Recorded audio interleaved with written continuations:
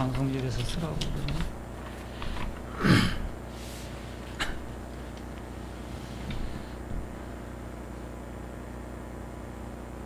코로나가 악화되어서 가정에서 이렇게 줌으로 함께 교제할 수 있는 시간을 주셨습니다. 만나서 대면해서 하는 게 좋지만 주어진 상황이 어쩔 수 없어서 이런 상황 중에서 함께 주의 말씀을 나누도록 그렇게 하겠습니다.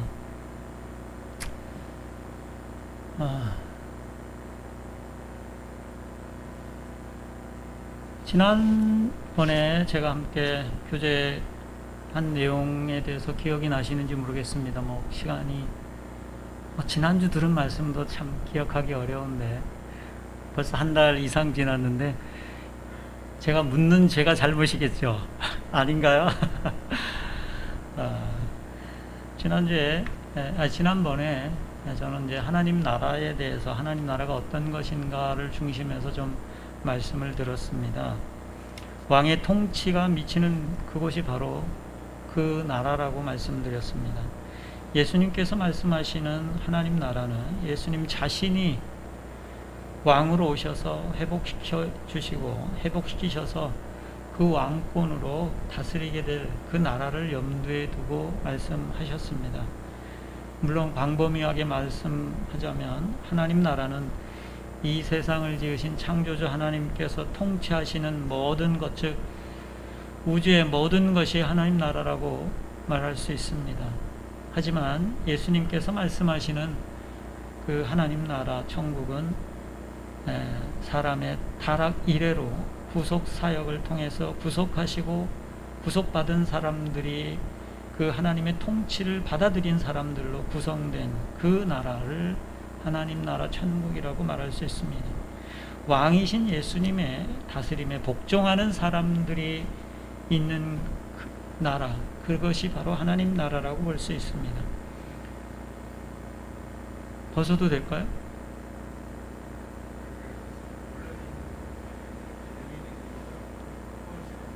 그래요? 괜찮아요? 예, 벗겠습니다. 훨씬 자유롭네. 그런 의미에서 예수님께서 제자들에게 하나님 나라가 너희 중에 있다. 너희가 죽기 전에 하나님 나라를 볼 사람도 있다고 말씀하셨습니다. 예수님께서 말씀하시는 하나님 나라는 왕이신 예수님이 통치하시는 나라입니다. 그리고 왕이신 예수님이 다스림이 있습니다. 예수님께서 온 세상의 왕이시지만 예수님께서 말씀하시는 하나님 나라는 그분의 다스림이 있는 곳으로 제한될 수 있는 그런 곳입니다. 예수님을 알지 못하는 곳에서 우리가 예수님의 다스림에 복종하라고 할 때 사람들이 그것에 순종하지 않습니다.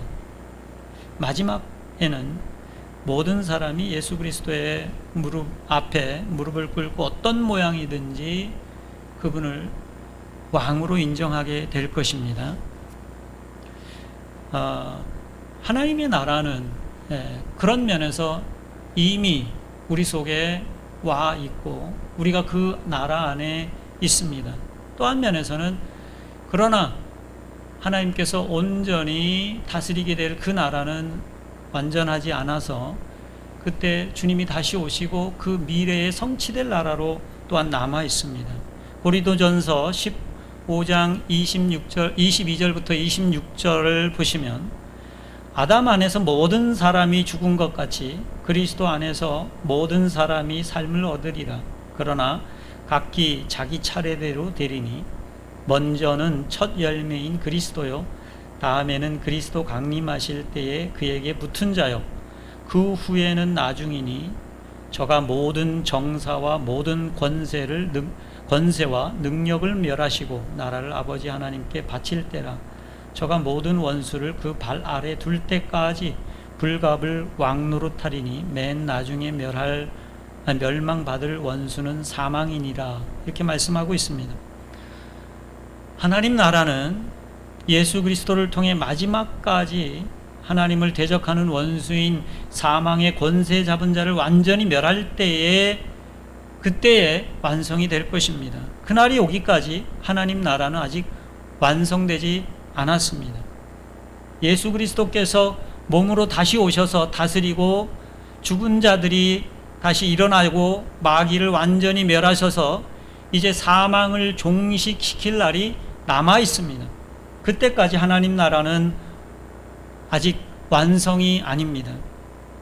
성도들의 몸이 부활이 남아 있고 마지막 심판이 남아 있고 완전하게 새 하늘과 새 땅이 이루어질 날이 남아 있습니다. 그러면서 하나님 나라는 아직 오지 않았다 이렇게 말할 수 있습니다. 그러나 예수님께서는 우리의 죄를 위해서 십자가에서 죽임 당하셨고, 그렇지만 하나님께서 그 죽임 당하신 예수님을 다시 살리셔서 그 하나님의 보좌 우편에 앉히셨습니다. 예수께서 죄와 사망의 법에 붙들려 계실 수가 없었습니다. 그리고 예수님을 믿고 따르는 사람들을 동일하게 그 사망의 권세에서 자유케 해 주셨습니다. 히브리서 2장 8절 9절에는 자녀들은 혈과 육에 속하였음에 그도 또한 같은 모양으로 혈과 육을 함께 지니심은 죽음을 통하여 죽음의 세력을 잡은 자 곧 마귀를 멸하시며 또 죽기를 무서워함으로 한평생 매어 종로로 타는 모든 자들을 놓아주려 하심이니라고 말씀하고 있습니다. 예수 그리스도께서 사망에서 부활하심으로 죽음을 통해 권세를 주장하는 그 마귀의 권세를 멸하심으로 이미 예수님을 믿고 따르는 성도들은 그분의 다스림을 누릴 수 있는 그런 자유를 얻게 되었습니다. 이제 그분에게 자유롭게 내 마음을 들여서 그분의 통치에, 그분의 다스림에 복종할 수 있고 따를 수 있는 그런 자유가 우리에게 주어졌습니다. 그런 면에서 하나님의 통치가 시작되었습니다. 그런 면에서 볼 때 현재 이 땅을 살고 있는 성도들의 삶은 이미 시작된 하나님의 나라에 살고 있습니다. 그러나 그 하나님의 나라는 아직 완성되지 않은 하나님 나라입니다. 그 양면 가운데 중간에 그 사이에 우리가 살고 있습니다. 마태복음 12장 28절에 예수님께서는 내가 하나님의 성령을 힘입어 귀신을 쫓아내는 것이면 하나님 나라가 이미 너희에게 임하였느니라 이렇게 말씀하셨습니다. 골로새서 1장 13절에서도 그가 우리를 흑암 권세에서 건져내사 그의 사랑의 아들의 나라로 옮기셨다 이렇게 말씀을 하고 있습니다.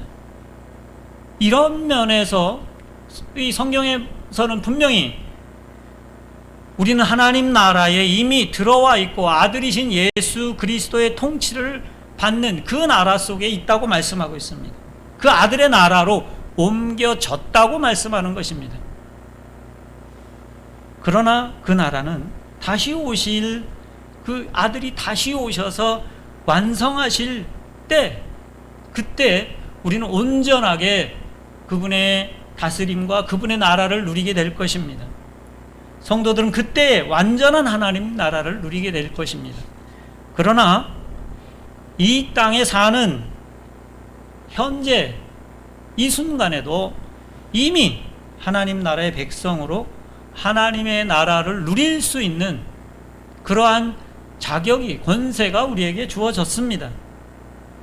그런데 그것을 어떻게 우리가 누려갈 것이냐, 어떻게 그 하나님의 통치하심에 우리를 드릴 것인가 하는 것이 우리의 날마다의 과제라고 여겨집니다. 우리의 삶의 환경이 어떻게 변하든지 그것에 변함이 없습니다. 오늘은 산상수훈, 우리 마태복음을 계속 보고 있는데 산상수훈을 통해서 우리가 오늘을 사는 우리가 어떻게 하나님 나라를 누리며 살 수 있을까 하는 것에 대해서 한번 같이 교제를 하기를 원합니다. 마태복음 5장 1절부터 17절까지를 16절까지 20절이네요. 마태복음 5장 1절부터 20절까지를 같이 제가 집에서는 여기 지금 우리가 또 제한된 상황이니까 제가 먼저 읽어드리도록 하겠습니다. 예수께서 무리를 보시고 산에 올라가 앉으시니 제자들이 나온지라 입을 열어 가르쳐 이르시되 심령이 가난한 자는 복이 있나니 천국이 그들의 것임이요 애통하는 자는 복이 있나니 그들이 위로를 받을 것임이요 온유한 자는 복이 있나니 그들이 땅을 기업으로 받을 것임이요 의에 줄이고 목마른 자는 복이 있나니 그들이 배부를 것임이요 긍휼히 여기는 자는 복이 있나니 그들이 긍휼히 여김을 받을 것이며 마음이 청결한 자는 복이 있나니 그들이 하나님을 볼 것이며 화평하게 하는 자는 복이 있나니 그들이 하나님의 아들이라 일컬음을 받을 것이며 의를 위하여 박해를 받는 자는 복이 있나니 천국이 그들의 것임이라. 나로 말미암아 너희를 욕하고 박해하고 거짓으로 너희를 거슬려 모든 악한 말을 할 때에는 너희에게 복이 있나니 기뻐하고 즐거워하라. 하늘에서 너희의 상이 큼이라. 너희 전에 있던 선지자들도 이같이 박해하였느니라. 너희는 세상의 소금이니 소금이 만일 그 맛을 잃으면 무엇으로 짜게 하리요. 후에는 아무 쓸데없어 다만 밖에 버려져 사람에게 밟힐 뿐이니라. 너희는 세상의 빛이라. 산 위에 있는 동네가 숨겨지지 못할 것이요 사람이 등불을 켜서 말 아래 두지 아니하고 등경 위에 두나니 이러므로 집안 모든 사람에게 빛이 느니라. 이같이 너희 빛이 사람 앞에 비치게 하여 그들로 너희 착한 행실을 보고 하늘에 계신 너희 아버지께 영광을 돌리게 하라. 내가 율법이나 선지자를 폐하러 온 줄로 생각하지 말라. 폐하러 온 것이 아니요 완전하게 하려 함이라. 진실로 너희에게 이르노니 천지가 없어지기 전에는 율법의 1.1획도 결코 없어지지 아니하고 다 이루리라. 그러므로 누구든지 이 계명 중에 지극히 작은 것 하나라도 버리고 또 그같이 사람들을 가르치는 자는 천국에서 지극히 작다 일컬음을 받을 것이요 누구든지 이를 행하며 가르치는 자는 천국에서 크다 일컬음을 받으리라. 내가 너희에게 이르노니 너희 의가 서기관과 바리새인보다 더 낫지 못하면 결코 천국에 들어가지 못하리라.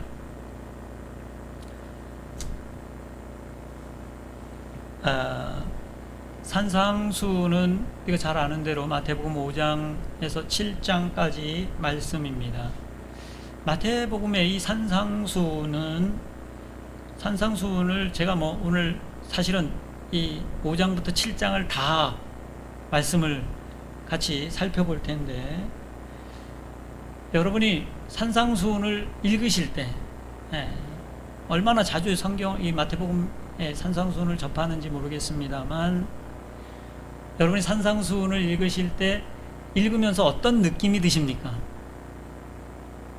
좀 질문이 애매한지 모르겠습니다만 이 어떤 태도로 읽느냐 아니 어떤 느낌이 읽으시면서 어떤 마음의 생각이 드는가 이런 것을 한번 여쭤보고 싶습니다. 어떤 성경 본문을 접할 때 어떤 느낌이 들고 어떤 생각을 하면서 읽게 되는지는 가장 먼저는 성령께서 주시는 그런 부담이나 그런 것이 최우선입니다만 그러나 평소에 사실은 우리가 듣고 배운 그런 것들을 통해서 경험한 그러한 것들을 통해서 그 성경을 읽으면서 우리의 느낌이 아니면 우리의 생각이 형성되기도 합니다. 여러분이 이 마태복음 산상수훈을 읽으시면서 어떤 느낌이 드시는지 한번 생각해 보시면 좋겠습니다. 여러분이 산상수훈의 말씀을 어떤 맥락에서 배우셨는지 잘 모르겠습니다. 산상수훈에 대해서 사람들은 다양한 방식으로 이해를 해왔습니다. 어떤 분들은 주님께서 주신 율법으로 사람들이 얼마나 죄인인지를 보여주는 거울로 사용하는 경우가 있습니다. 사실 복음 전할 때 이 산상수훈을 많이 사용하는, 그런데 그 복음 전할 때 이 산상수훈을 사용하는 경우가 어떤 경우냐 하면, 어떤 경우에 주로 하십니까 여러분? 죄인인 것을 보여주려고 거울로 그렇게 이 산상수훈을 사용하는 분들도 있습니다. 또 어떤 경우에는 어떤 분들은 이 산상수훈을 헌신된 죄자들을 위한 특별한 예수님의 가르침으로 모든 사람을 위한 게 아니다, 모든 제자들을, 모든 성도들을 위한 것이 아니다, 이렇게 가르침을 받은 분들도 있습니다. 그렇게 생각하는 분들도 있습니다. 또 산상수훈은 장차올 하나님 나라의 윤리로 천년 왕국에서 그 왕국 백성들이 따라야 할 그러한 모범의 윤리로 말씀을 배운 사람들도 있을 것입니다. 그리고 마지막으로는 또 산상수훈은 예수님의 이 가르침은 복음의 은혜를 통해 변화된 사람, 모든 그리스도인들을 위한 삶의 윤리로 우리가 모든 성도들이 따라야 할 가르침이라고 교육받고 가르침 받은 사람들이 있습니다. 여러분은 어떤 부류에 속합니까? 그리고 내가 어떻게 가르침 받았느냐 하는 그것이 사실 이 산상수훈을 읽을 때마다 내 드는 생각, 내가 받는, 주님이 나한테 말씀하시는 것들도 그 생각에 많이 좌우가 됩니다.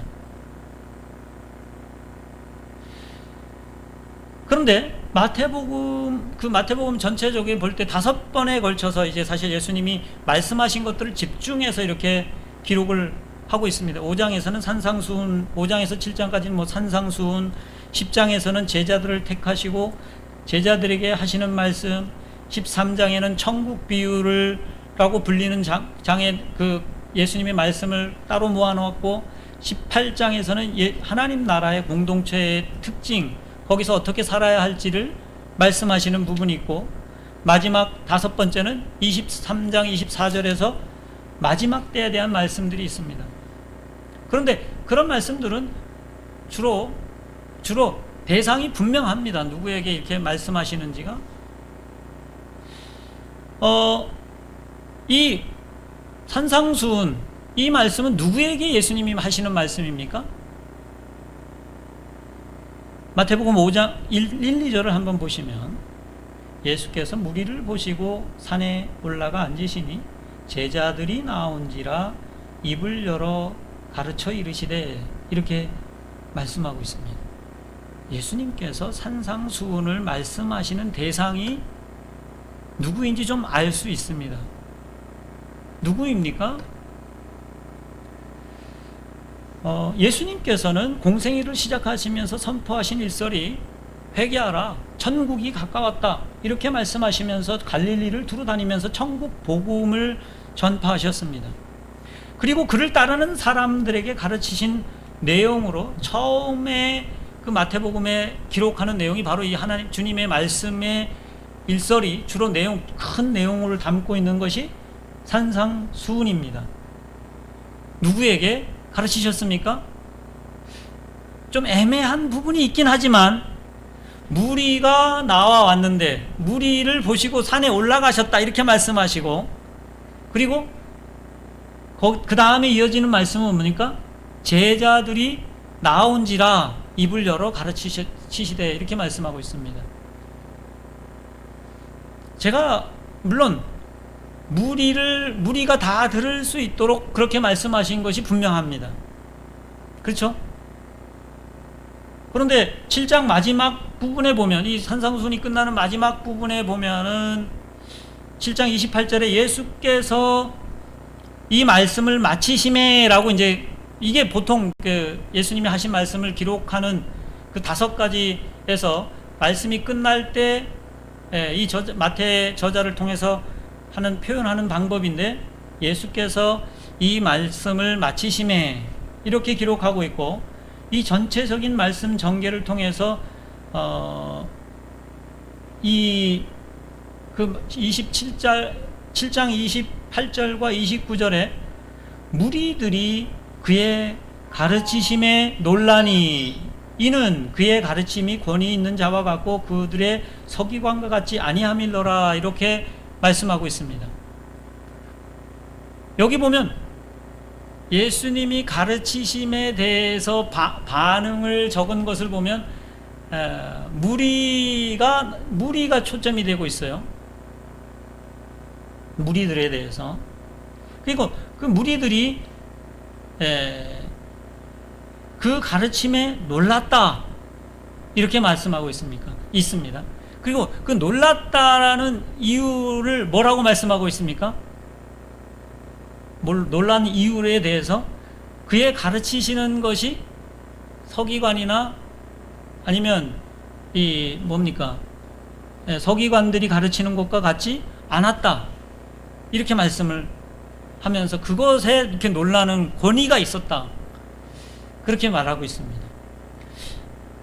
예수님이 가르치신 것이 놀랍게 여길 만한 그런 권위가 있었다 하는 것이 무슨 말씀일까 하는 것을 생각해 봤는데, 예수님은 그분의 말씀을 하신다고 하는 것입니다. 그냥 누구에게 들은 어떤 그냥 전통적인 그런 가르침이 아니고, 여기 마태복음에서 말씀하시는 것은 지금 예수님은 예수님의 말씀을 하십니다. 예수님이 그분의 이야기를 하시는 것입니다. 그분이 왕으로 오셨기 때문에 그분의 나라에서 그분의 백성들이 삶을 어떻게 살아야 할지에 대한 말씀을 하시고 있기 때문에, 그분이 왕이신 그분이 그분의 마음에 그분의 말씀을 하고 있다고 하는 것입니다. 누군가의 말을 빌어와서 하는 게 아닙니다. 그게 이 예수님이 서기관들과 구별되게 권위 있게 말씀을 가르치시는 주 이유라고 여겨집니다. 무리들의 반응이 나와 있는데 제자들의 반응은 나와 있지 않습니다.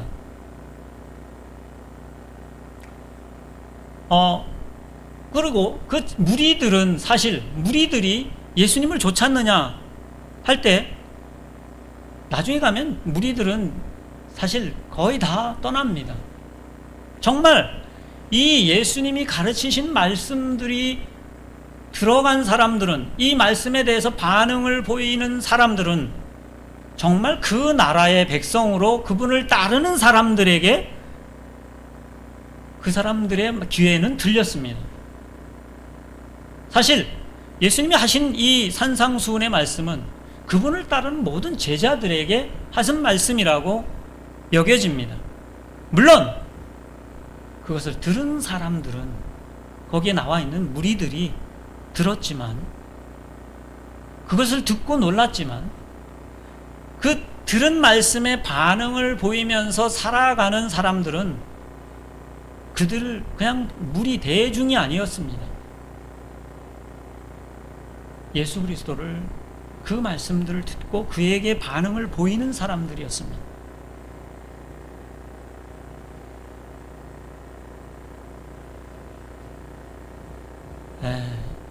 이 말씀은 먼 훗날 정말 그 왕국이 완성된 이후에도 여전히 천년왕국에서도 그 백성들이 들어야 할 그런 말씀일 수 있습니다. 또 정말 특별한 제자들로 부름을 받은 엘리트들을 위한, 교회의 성도들 중에 특별한 사람들이 순종해야 될 그런 말씀일 수도 있습니다. 그러나 그들만을 위한 말씀이라기보다는 예수님을 믿고 따르는 모든 세대를 위한, 모든 사람들을 위한 말씀입니다. 그래서 이 말씀을 우리가 산상수훈을 읽으면서 누구에게 전가시킬 수 없는 말씀인 것입니다. 그것은 우리에게, 나에게 하시는 말씀인 것입니다. 산상수훈의 말씀은 다양한 제국들에 둘러싸인 세상에서 강력한 이 로마 제국 속에서 살아가는 제자들에게, 하나님의 백성으로 새로운 삶을 살아가는 새로운 백성들에게 가르치시는 이 하나님의 사람들의 삶의 원리인 것입니다. 그것은 어떤 규칙이라고 제가 규칙이나 아니면 법으로 이해하지 않습니다. 예수님께서 세상에 오시면서 시작된 종말의 시대에서 새로운 방식으로 사는 것이 어떤 것인지에 대한 그것이 어떤 것인지 왕이신 예수님께서 직접 그들의 백성들에게 말씀하시는 것입니다. 그것은 왕이신 예수님을 믿는 사람들이 그들이 따라야 하는, 그들의 삶으로 살아내야 하는 그러한 삶의 원리인 것입니다. 어떤 유명한 신학자는 산상수훈은 사랑을 베풀고 나아가 죽어가신 예수 그리스도 안에서 하나님을 발견하는 것이고, 그리고 너무나 절실하게 그 사랑이 필요한 세상을 향해 우리 자신을 통해 그 사랑을 반영하는 법을 배우는 것에 관한 내용이라고 기록을 하고 있습니다. 산상수훈은 아직 아니지만 이미 와 있는 그 하나님 나라를 이 땅에서 살아내는 삶의 원리들에 대해서 우리에게 말씀하고 있습니다. 완전하게 그것을 다 살아내지 못할지도 모르겠습니다. 그러나 우리는 우리의 믿음의 분량만큼 그것을 살아낼 수 있는 그런 참된 종말론적인 삶의 방식을 우리에게 제시하고 있습니다. 그리고 왕이신 그분이 선포하신 그 말씀은 그분의 권위만큼 그분은 이 가르치신 것들을 그분의 삶으로 그냥 살아내셨습니다. 여기 원리들을 따라 그분이 말씀하신 이 처음에 마태복음에 통해서 기록한 이 원리들을 그분 삶 전체를 통해서 사실 그분이 어떻게 살아가셨는지를 직접 보여주셨습니다. 그리고 그 예수 그리스도를 믿고 따른 대표적인 사람들이 그들의 삶들을 통해서 동일하게 그 삶을 살아낸 것을 우리가 알고 있습니다.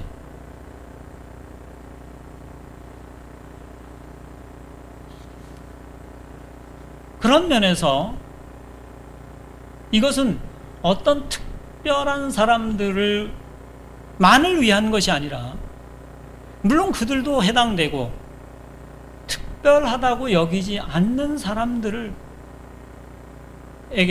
특별하지 않다고 여기는 성도들에게도 동일하게 예수 그리스도를 따르는 사람들이라면, 믿고 따르는 사람들이라면, 그 나라의 백성이라고 내가 여기는 사람이라면 이 원리를 우리가 살아내도록 주님이 우리에게 말씀한다고 하시는 것입니다. 이것은 율법이 아닙니다. 법이 아니고,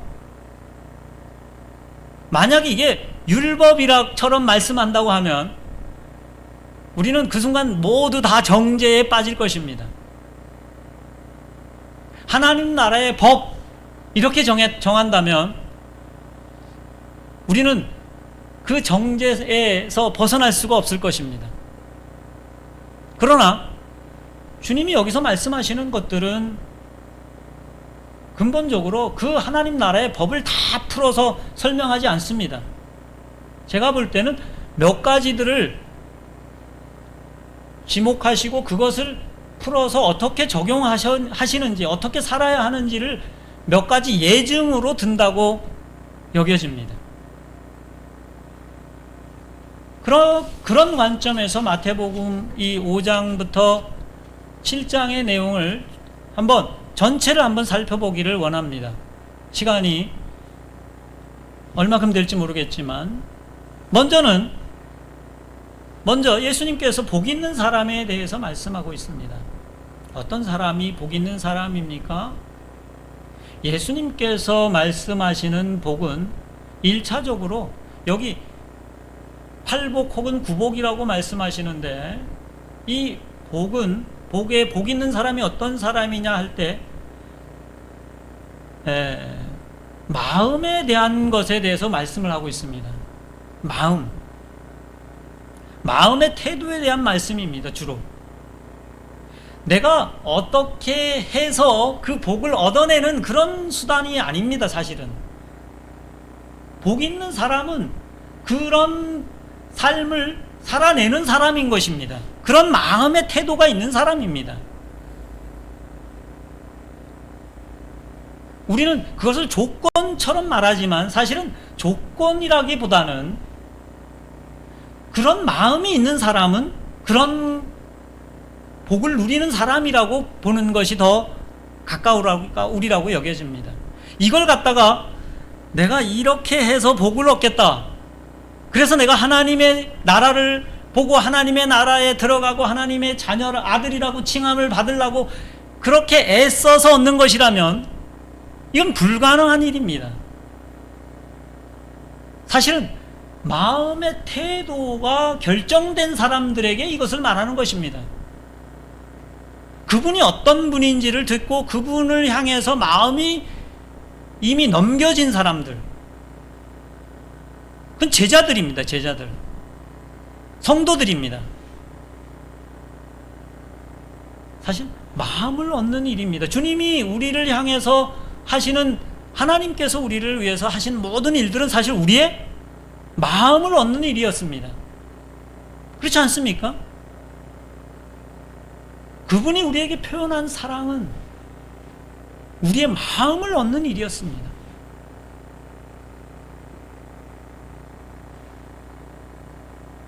그 마음의 태도가 어떤 것인지를 말씀하고 있습니다. 마음이 자기 자신과 하나님과 사람들을 향해서 할례받은 마음. 그래서 구약 백성들에 대해서 이스라엘은 하나님께서 계속해서 말씀하시기를 마음에 할례받지 못했다, 마음을 얻지 못했다. 마음을 얻지 못한 사람들에게 하는 말은 정말 소귀의 경읽기와 같습니다. 뭔가 전달하고 가르치는 일에 어려운 것은 그 자체가라기보다는 먼저 그 사람의 마음을 얻는 일이 중요합니다. 주님이 지금 이 말씀을 하시는 것은, 그 대상이 분명한 것은 분명히 그들의 마음을 얻은 사람들을 향해서 이 일이 가능하기 때문에 하시는 말씀입니다.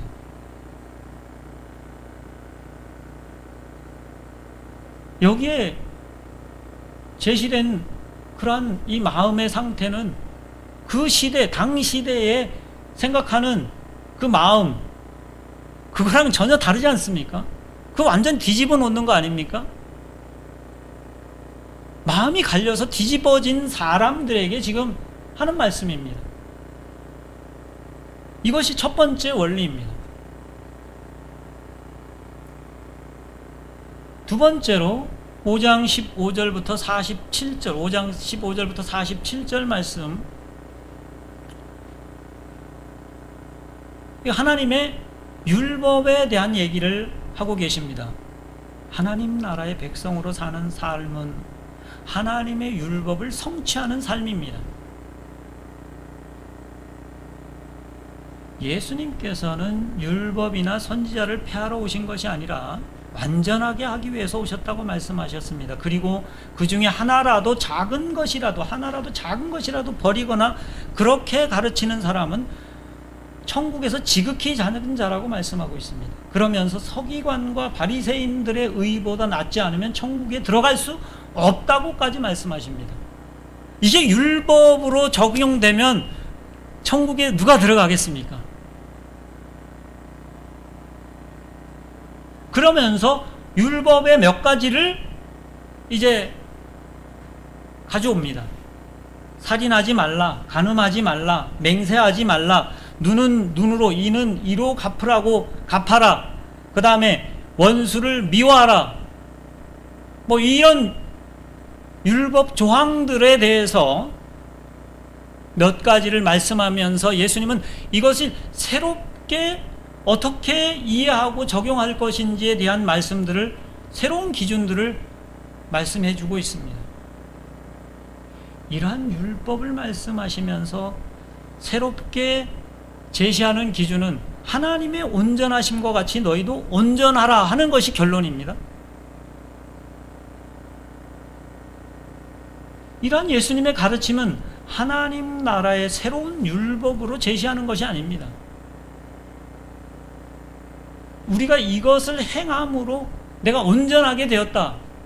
그래서 하나님 나라 의의 그 서기관과 바리새인 의보다 내가 더 나아서 하나님 나라에 합당하다라고 말할 사람이 있겠습니까?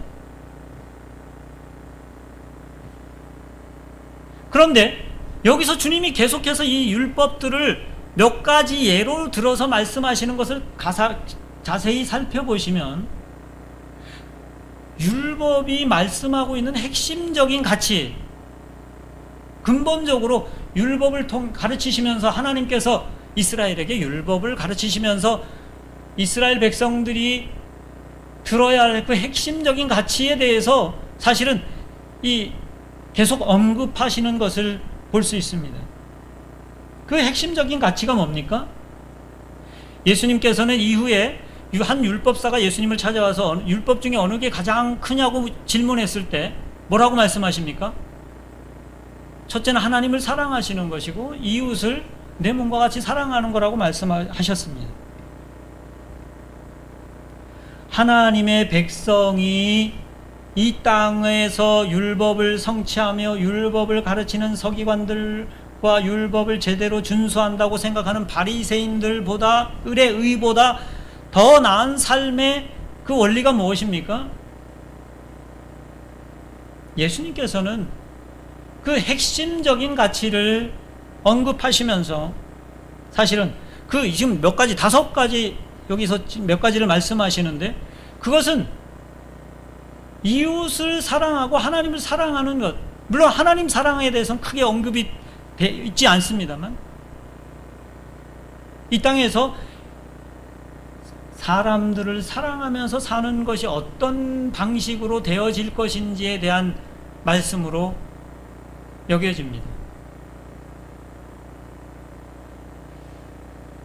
내가 어떤 왼뺨을 돌려치면 오른뺨을 치면 왼뺨도 돌려대라 하는 율법이 아닙니다.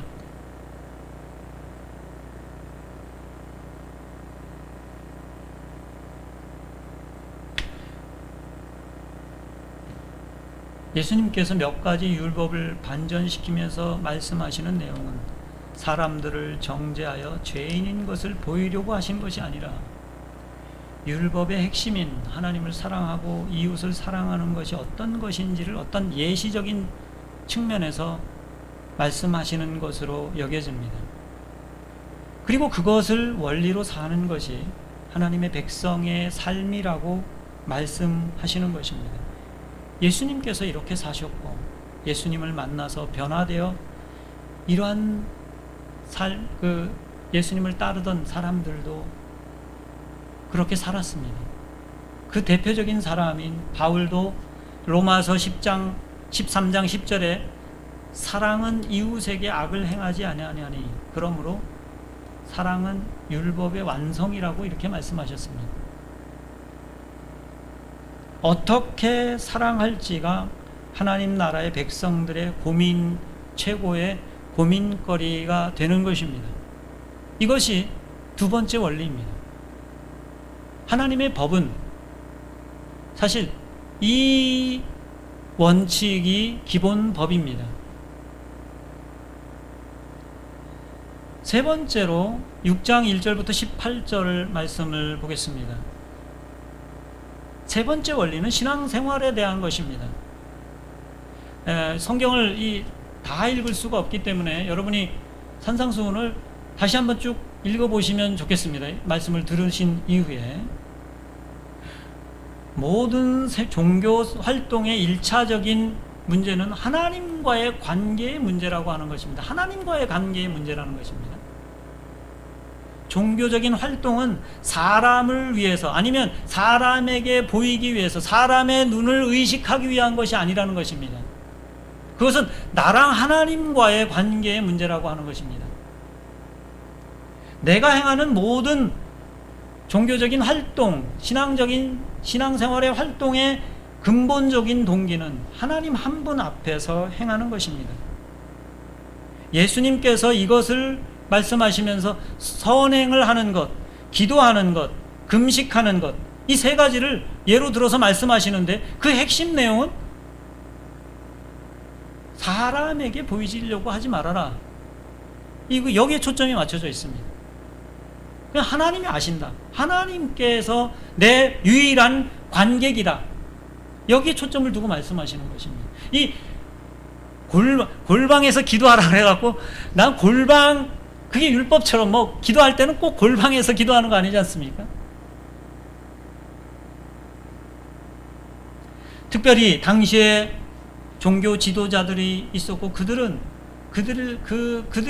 주로 사람들을 가르치기 위해서 사람들에게 하나님을 잘 따르는 것이 어떤 것인가를 보여주기 위해서 그 가르치려는 열심 때문에서 그럴 거라고 생각되는데 사실 사람에게 보이려고 하는 일에 사실 많이 집중을 해서 그들이 가르쳐 왔거든요.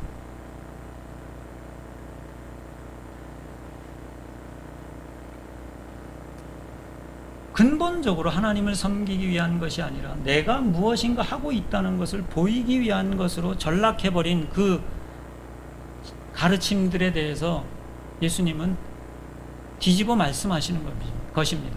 원래 하나님이 의도하신 것을 말씀하신 것입니다.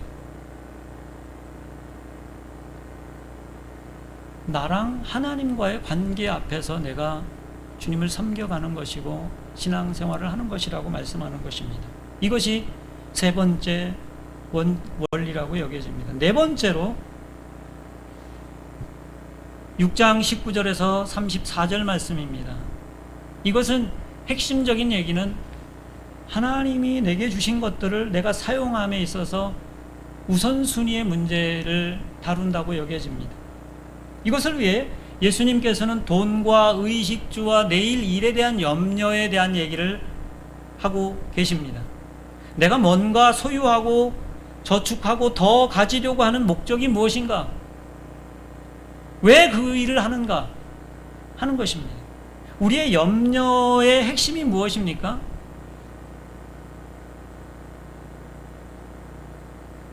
거기에 대한 결론적인 말씀은 너희는 먼저 하나님의 나라와 그 의를 구하라고 하는 것의 결론이 있습니다. 내 염려가 거기에 있어야 할 것에 대해서 말씀하고 있습니다.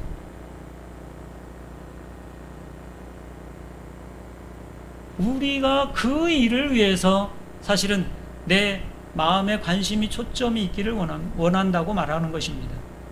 예수님께서 가르쳐 주신 기도에서 하나님 나라가 임하게 하옵시고 예수께서 시작하신 그 하나님의 나라가 더 많은 사람들이 누리게 되고 또 내게 주신 것을 사용해서 우선순위가 그 하나님 나라를 위해서 정해지는 것, 그게 문제인 것입니다. 구약 선지자들을 통해서 보여주시는 그 더 많은 사람들이 공평하게 하나님께서 주신 것을 누릴 수 있는 그 하나님의 의의가 내가 가진 것을 통해서 어떻게 하면 이루어질 수 있을까 하는 것이 우리의 마음의 염려에 초점이 되기를 원하는 것입니다. 하나님 나라를 누리는 하나님의 백성의 삶의 원리는 그의 나라와 그의 의를 위해서 내 삶의 우선순위를 둘 것에 대한 말씀으로 결론을 짓습니다. 그리고 7장 15절부터 27절 말씀은 이 마지막 원리는 그것이 어떻게 작동하고 제대로 가고 있는지 어떻게 알 수 있는가 하는 것입니다. 예수님께서는 열매로 알 수 있다고 단호하게 말씀하셨습니다. 하나님의 백성의 삶에는 하나님 나라가 열매로 맺히는 것입니다. 말로 주여 주여 하는 자가 하나님 나라를 누리는 것이 아니라고 말씀하고 있습니다. 하나님의 뜻을 따라 삶으로 그 원리를 적용해서 하나님의 사람들이 그 하나님의 나라를 누리며 그 삶을 살 수 있는 것입니다. 하나님 나라는 말에 있지 않고 오직 능력에 있다고 고린도전서 4장 20절에 말씀하고 있고 로마서 14장 17절에 하나님 나라는 먹고 마시는 것이 아니요 오직 성령 안에 있는 의와 평강과 희락이라고 말씀하고 있고 베드로후서 1장 9절부터 10절에는 이런 것이 없는 자는 맹인이라 멀리 보지 못하고 그의 옛 죄가 깨끗하게 된 것을 잊었느니라. 그러므로 형제들아 더욱 힘써 너희 부르심과 택하심을 굳게 하라. 너희가 이것을 행한즉 언제든지 실족하지 아니하리라. 이같이 하면 우리 주 예수 그리스도의 영원한 나라에 들어감을 넉넉히 너희에게 주시리라. 천국은 우리가 만들어가는 것은 아닙니다. 하나님 나라는 이미 그 아들을 통해서 이미 우리에게 어떤 형태로든지 와 있습니다. 문제는 그의 나라의 백성이 되어 그 나라를 누리며 사는가 하는 것입니다. 그것은 미래적인 아직 완성되지 않은 면이 있지만 이미 예수 그리스도 안에서 시작되고 진행되고 이제 완성될 그런 것입니다. 우리가 이 땅에 사는 동안에 우리는 그 나라의 백성으로 그 나라의 원리를 따라 살아가는 것입니다. 그리고 그것은 열매로 그 삶의 결실로 하나님 나라가 드러나는 것입니다. 그 나라를 누리며 사는 것입니다. 완전하지 않지만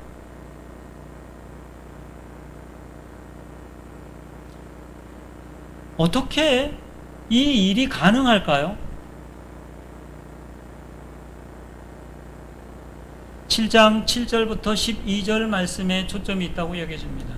그것은 기도와 성령입니다. 기도는 하나님의 백성으로 살아가는 길을 찾는 것입니다. 그 길을 구하는 사람들이 그 길을 받을 것입니다. 그 길을 찾는 사람들에게 그 길은 발견되어지는 것입니다. 그 길을 두드리는 자에게 열립니다. 그 길을 갈 마음이 있는 사람은 그 길을 구하고 찾고 문을 두드리는 것입니다. 그것이 기도입니다.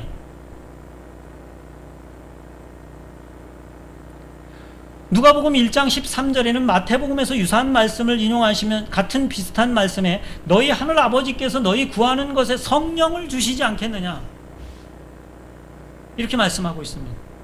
하나님께서 예수님을 보좌에 앉히시자마자 예수님께서 하신 일은 약속하신 그 성령을 보내신 일이었습니다. 그리고 그 성령으로 말미암아 교회가 시작되었습니다. 교회의 삶의 원리는 그 성령을 좇아 사는 것입니다. 기도와 그것이 그리스도인의 전적인 힘입니다. 그리고 복음서를 통해서 가르쳐 주시는 그 기도의 목적은 우리의 필요를 채우기 위한 것이 아니라 그 백성들이 하나님의 백성으로 하나님 나라를 살아내는 그 길을 찾는 것입니다.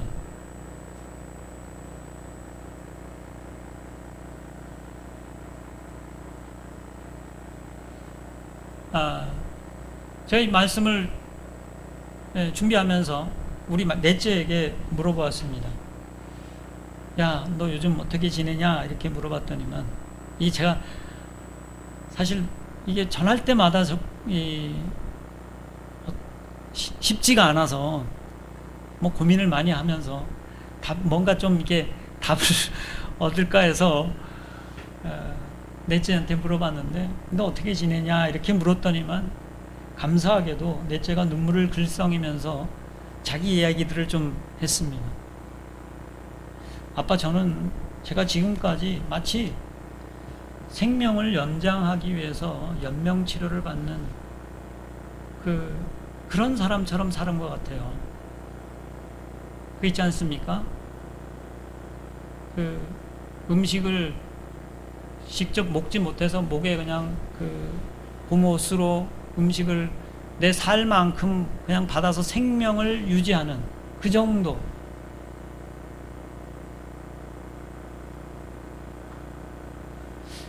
하나님을 믿는다고 하면서 정말 하나님을 믿고 신뢰하지 않고 내 마음대로 살았어요. 제가 목에 호숫줄을 꽂아서 그것을 간신히 목숨을 연명할 만큼 음식을 받아 먹으면서 목숨만 붙어 있는 그런 사람처럼 살았어요. 제가 정말 믿음이 없었구나 하는 것을 알게 되었어요. 이렇게 얘기를 했습니다. 이제 시작이구나 라는 그런 생각이 들었습니다. 이제 제대로 하나님을 믿고 알기 시작하는구나. 이제 하나님의 백성으로 하나님의 나라의 삶을 살기 시작하겠구나 하는 그런 기대감이 생겼습니다. 내 마음을 살피는 일에서 사실 하나님 나라를 누리는 일이 시작됩니다. 왜냐하면 그분이 그 일부터 시작하셨기 때문입니다. 우리의 마음을 얻는 일부터 시작하셨기 때문입니다. 그리고 그분이 우리에게 주신 이 산상수훈을 통해서 몇 가지 원칙적인 것들을 계속해서 읽으시면서 그 원칙을 주신 대로 내 삶으로 살아내는 그 삶이 그리스도인의 삶이라고 여겨집니다. 이 일은 기도하면서 찾고 성령의 도움을 구함으로 이 땅에서 완벽하게 그렇게 살아낼 수 없을지도 모르겠지만 그 일은 우리가 점차적으로 완성될, 그리고 주님이 다시 오시면 그와 같은 모습으로 될 것을 기대하면서 그 일을 계속 가는 것입니다. 이게 하나님의 백성으로 이 코로나 시대에도 동일하게 사는 우리의 원리라고 여겨집니다. 그 일에 하나님께서 여러분을 또 저를 도우시기를 기도드립니다. 감사합니다. 기도드리겠습니다.